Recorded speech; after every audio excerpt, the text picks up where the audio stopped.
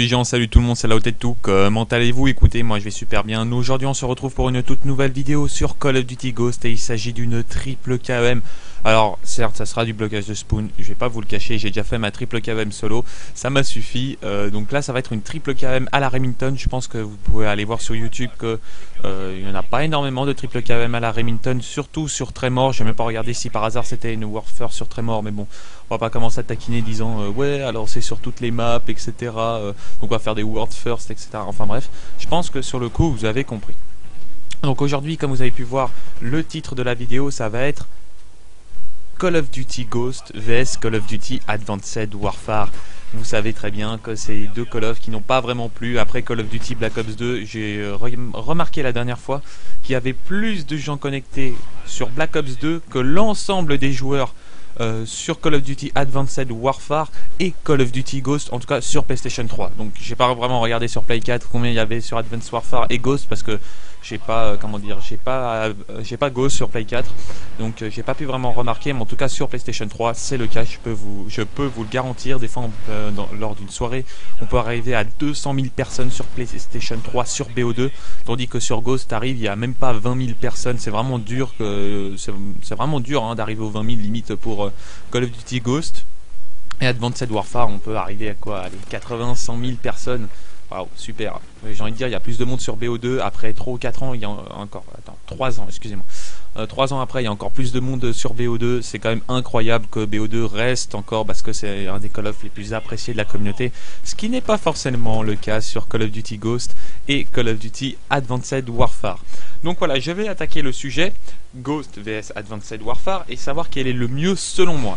Je m'explique selon moi parce que je ne suis pas un très grand fan de Call of Duty Advanced Warfare et je m'en vois désolé.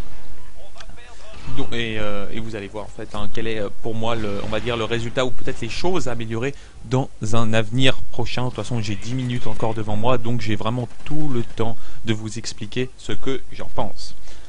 Voilà, donc déjà les avantages. Donc on va commencer sur Call of Duty Ghost, hein, ce qui était avant Advanced Warfare, qui a été un peu chamboulé. Pourquoi chamboulé? Parce que c'est la première fois qu'on a autant peu de vie. Voilà, autant peu de vie. On a une vie vraiment très basse. C'est un peu spécial, on va dire. C'est la première fois que la vie est aussi basse et surtout que voilà, on nous propose un gameplay aussi très nerveux, ce qui est également le cas d'Advanced Warfare, mais ça je vais en revenir un peu plus tard. L'avantage quand même qu'il faut quand même dire sur Call of Duty Ghost, c'est le retour du spécialiste. Et oui, le retour du spécialiste, je pense que beaucoup de gens l'attendaient, on va dire, à cette époque-là. Excusez-moi pour le son, mais il y a tout le monde qui commence un peu à m'agacer sur Skype. On me demande, oui, s'il te plaît, viens ici, excusez-moi. Si vous n'avez pas entendu le bruit, bah voilà, en fait, j'ai eu plein de notifications Skype. Enfin bref. Donc, sur Call of Duty Ghost, on a le spécialiste, hein. C'est justement avec ça que je joue pour obtenir très facilement mes KM ou sinon en soutien. Et sur le coup, ça c'était quand même une très bonne chose, le retour du spécialiste. Et il y a aussi autre chose qui m'a vraiment plu sur Call of Duty Ghost, c'est comment on peut faire pour avoir, comment dire, nos atouts. Ça veut dire qu'on peut vraiment mettre tous nos atouts. C'est pas comme sur Call of Duty Black Ops 2 où tu dis bon bah, je suis obligé soit d'avoir détermination, soit gilet pare-balles, soit fantôme. Bah, si tu arrives sur un Call of Duty Ghost, bah, tu peux avoir tout ça et c'est quand même, on va dire, un peu plus stylé de dire ouais bah je peux avoir ça. C'est vrai que c'est sur la même ligne, c'est très intéressant. Ça on va dire que c'est vraiment un avantage de Call of Duty Ghost où tu peux vraiment mettre tous les atouts à peu près que tu voudrais mettre. Après bien évidemment il y a l'histoire des points, tu peux pas tout mettre, mais je pense que vous avez enfin compris, je pense que vous avez compris le principe et où je veux en venir. Après, moi j'ai bien aimé le mode soutien, avec l'oracle, etc., les vestes, l'oiseau de nuit. C'est vrai que c'est comment ça s'appelle, c'est des strikes qui marchent très bien ensemble, hein. Moi que je vous conseille, si vous voulez être en solo, etc., bah, vous mettez veste balistique, oiseau de nuit et oracle, et vous êtes en solo, bah, ça peut vraiment vous aider, surtout les vestes balistiques. Donc ça c'était, alors il y a aussi d'autres choses, hein. Il y a comment ça s'appelle, œil de lynx que j'aime bien, que j'aime beaucoup. Après bien évidemment si quelqu'un campe avec, bah là je serais pas vraiment très content, mais ça je vais en revenir un peu plus tard. On va dire que les atouts sur Call of Duty Ghost étaient vraiment bien, avec le retour de tour de passe-passe, pas le chargeur rapide, même si j'adore BO2, je n'aime pas le système qui a été fait de chargeur rapide, parce que ça te bouffe un accessoire et je trouve que ça devrait plutôt te bouffer, comment ça s'appelle, un atout. Ensuite, au niveau comment ça s'appelle, de Advanced Warfare, c'était quelque chose de nouveau. C'est futuriste.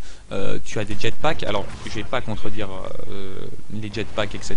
Parce que j'ai bien aimé le principe du jetpack en étant hyper dynamique, où tu arrives à faire la map quoi en 30 secondes. Ça m'a un peu dérangé, mais ça aussi je vais venir plus tard. Mais le jetpack était une très bonne idée de faire des doubles sauts, comment ça s'appelle, une genouillère et ensuite tu peux de nouveau sauter pour aller 2 fois plus vite. Ça c'était vraiment très bien pensé et je trouve que justement ça mettait un peu de rythme dans Call of Duty, mais c'est beaucoup trop dynamique. Ça c'est le petit problème que je vais revenir après. Donc après Advanced Warfare, qu'est-ce qui a été bien pensé? Moi je pense aussi que comment ça s'appelle, les strikes, voilà, excusez-moi. Les strikes étaient vraiment très bien pensés sur Call of Duty Advanced Warfare, pas trop puissant pour ce que c'est, donc c'est plutôt une bonne chose. Après, il y a eu d'autres, comment ça s'appelle, des strikes pas assez puissants, genre le Paladin, je trouvais ça dommage qu'il soit pas assez puissant.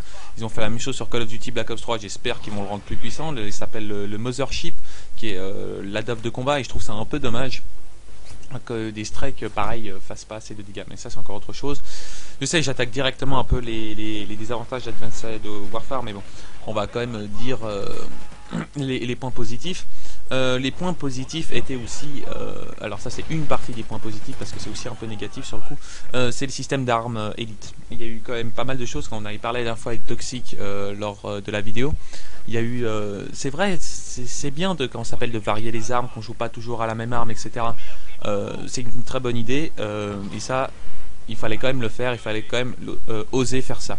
Après les histoires de tenue, bah après ça c'est l'esthétique, hein, on va pas se le cacher, quand on joue un Call of j'en ai rien à foutre comment je peux être marron devant, jaune derrière et puis bleu des pieds, je m'en fous totalement de l'esthétique, sur le coup c'est vrai que ça rend plus joli le truc, mais tu vois par exemple comme sur Call of Duty Black Ops 3, bah, on met les spécialistes, bah, tu ressembles aux spécialistes que tu as pris et comme ça on peut remarquer comment on va dire la personne joue et ça je trouve ça beaucoup plus intéressant. Après, de nouveau sur Call of Duty Advanced Warfare, j'ai bien aimé comment s'appelle la communauté. La communauté, pourquoi même si de temps en temps il y a certaines choses qui m'ont fait péter des câbles, la communauté joue énormément l'objectif sur Call of Duty Advanced Warfare, je vais y arriver. Et ça c'est plutôt une très bonne chose, même moi qui jouais pas trop l'objectif, ou c'est pas vraiment mon truc, et ben sur Call of Duty Advanced Warfare, bah, j'ai beaucoup plus joué l'objectif, c'était vraiment...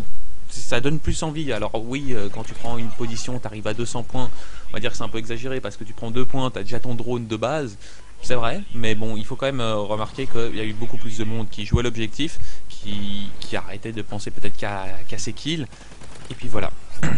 Maintenant on va passer, excusez-moi, au point négatif des deux Call of Duty, et là je vous dis qu'on va pas se gêner. Donc, sur Call of Duty Ghost, qu'est-ce qu'on peut dire? Alors, contrairement à Advanced Warfare, la communauté sur Call of Duty Advanced Warfare, ouais, c'est que c'est dégueulasse. On va pas se le cacher, les mecs jouent vraiment dégueulasse. Là, je viens de faire quelques parties avec Toxic et Gangsta et c'est juste horrible, quoi. C'est dommage, c'est vraiment dommage que ce Call of finalement ne soit pas pollué par les développeurs, mais soit pollué par la communauté. Et c'est vraiment horrible parce que des fois, je crois que c'était aujourd'hui, je suis tombé sur un mec qui balançait des double I. Alors, ok, ça me dérange pas, j'ai qu'à mettre, comment ça s'appelle, non pas danger, bouclier anti-explosion, et cela me permet d'éviter ce genre de situation.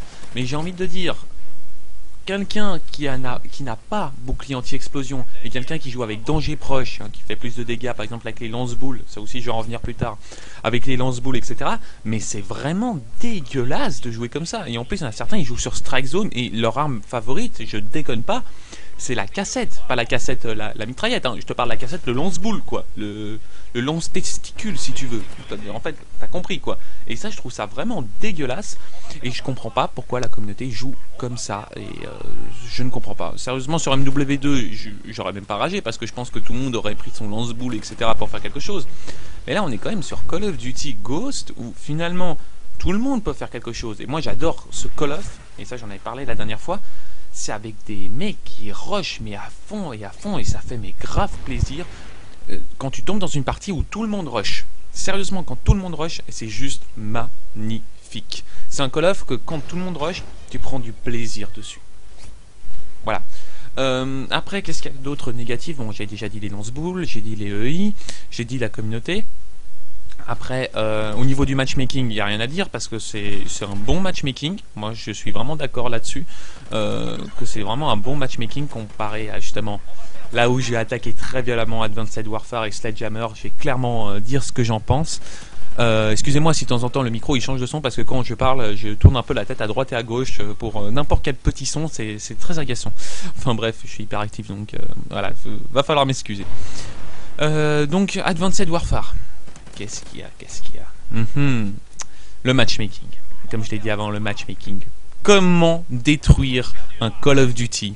Décider à la communauté. Non, c'est même pas décider. C'est obligé, imposer. Enfin, tous les termes où il y a une imposition pour que les noobs, excusez-moi le terme, les noobs puissent s'en sortir. Non, mais arrêtez les mecs. On est sur un Call of. On est là tous pour déconner. Quelqu'un qui essaye de sortir des gameplays. Et qui a, on va dire comme moi, cette morale disant je ne sortirai pas d'autres, comment ça s'appelle, d'autres gameplays que River Boost, sans tricher, voilà c'est ça le terme, sans tricher, et ben il est dans la merde. Il est dans la merde absolue parce que tu ne peux strictement rien faire. Et regardez mes gameplays sur Advanced Warfare. Il n'y a rien d'exceptionnel. Bon, peut-être la double vicieux en ORB, c'est vrai que c'est plutôt assez intéressant. Mais voilà, il n'y a rien d'exceptionnel ce que j'ai fait sur Advanced Warfare. J'arrive sur un Call of Duty Black Ops 2, un Call of Duty Ghost, je te sors des doubles nukes, je te sors des triples KM. Je vais sur BO3, je les viole. Juste sérieusement. Donc, moi, ce qui va me faire rire, c'est tous les mecs, comme j'avais dit, sur Advanced Warfare qui se croyaient forts avec leur petite RB et qui commencent leur chaîne sur Advanced Warfare et qui disent ouais, moi je suis trop fort, etc. Vous allez voir qu'est-ce que c'est. Franchement, vous allez découvrir BO3. Vous allez découvrir comment ça s'appelle, un Call of où on met en avant l'expérience. Et là, franchement, vous allez comprendre. Deuxième des choses, les armes élites. Et en plus, je dois faire vite. Les armes élites.